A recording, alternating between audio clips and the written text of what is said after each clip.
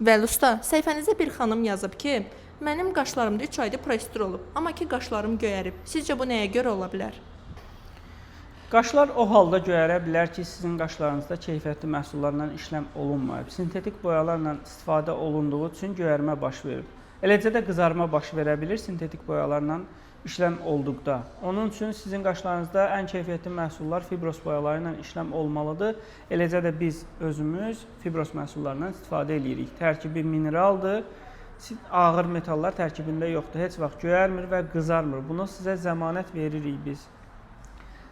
Eləcə də əgər orqanizmanızda zob, şəkər və yaxud onkoloji xəstəlikləriniz varsa, fibros boyası ilə belə işləm olduqda bozarma halları ola bilər. Yəni bundan narahat olmayın. O orqanizmanızda olan xəstəliyə görədir. Zamanla solub gedəcək, amma sintetik boyalar kimi nə göyərməyəcək, qızarmayacaq və eləcə də dərinizə, qaşlarınıza zədə verməyəcəkdir. Sildirəndə belə bir seansa sildirə bilərsiniz.